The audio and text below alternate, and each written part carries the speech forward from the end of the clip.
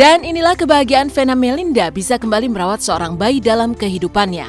Namun di balik kebahagiaan itu, terselip cerita miris tentang sosok bayi yang oleh Vena diberi nama Vania Atabina tersebut.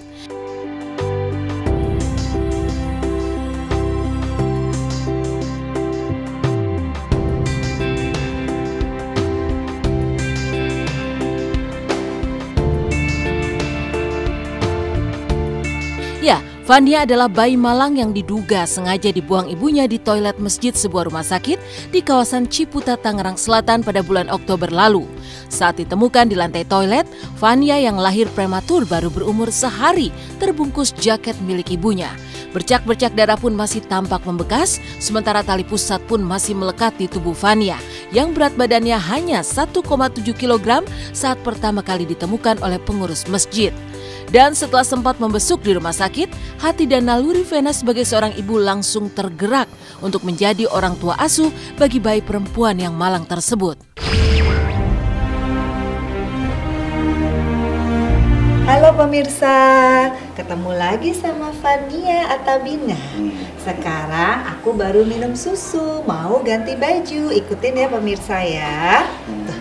Halo, senyumnya mana? Vania. Oh, ya. Ding ding. Iya, gantinya di sini tuh.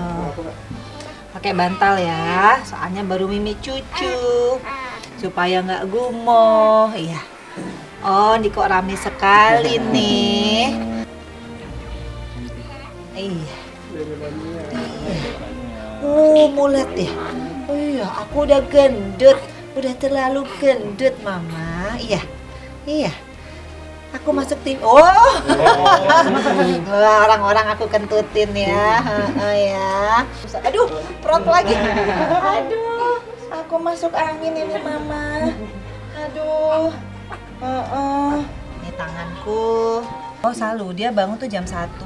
Tapi aku kurang suka. Karena dia nggak punya alis, sementara aku alisnya banyak. Oke, syuting dong.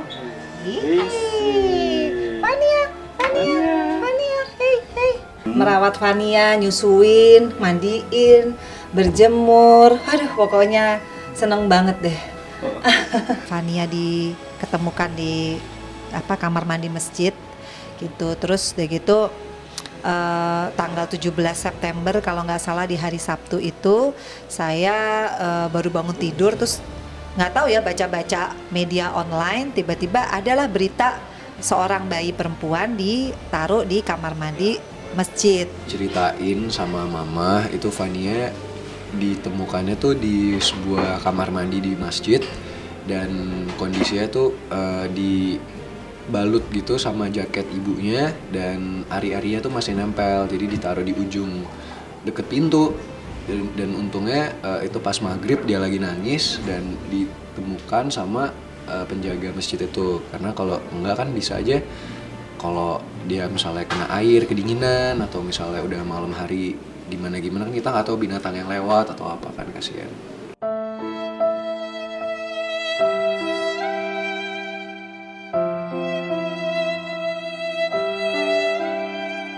Vena sendiri nyaris tak habis pikir ada seorang ibu yang nekat membuang darah dagingnya sendiri yang baru saja dilahirkannya di sebuah toilet. Toh terlepas dari apapun alasan yang mendasari sang ibu melakukan perbuatan kejinya itu, kehadiran Vania menjadi anugerah tersendiri buat Vena yang selama ini memang mendambakan kehadiran seorang anak perempuan dalam kehidupannya selain Feral dan Atala.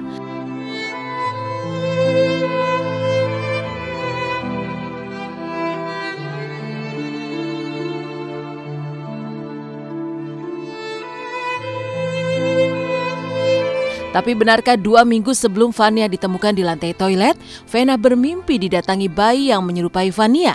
Dan benarkah pula langkah Vena untuk mengadopsi Vania secara resmi kini kian mendekati kenyataan? Waktu itu dia di inkubator, beratnya cuma 1,7 sampai kulitnya jadi kayak kayak kerut-kerut gitu karena kurang dagingnya kan gitu. Dan katanya yang menemukan itu dia sudah biru waktu itu karena kan tali pusatnya nggak dipotong sama ibunya. Dan dia kedinginan karena dia diketemukan tuh maghrib. Jadi kalau saya dengar ceritanya nih anak survivor banget. Dia bisa bikin penjaga masjid itu menemukan dia karena dia nangis. Padahal kalau dipikir-pikir secara logika, mungkin dia dilahirkannya mungkin siang ya, tapi ketemunya kan sore pada maghrib.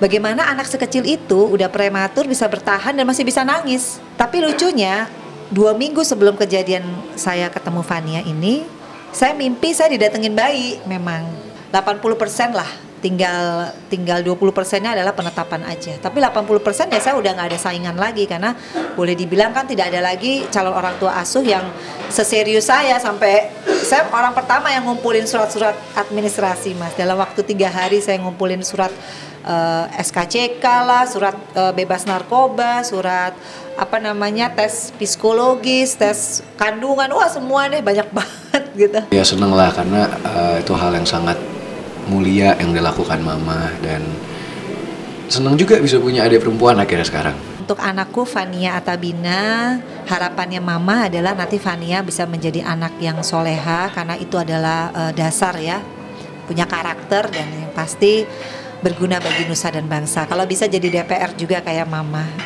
Amin gitu.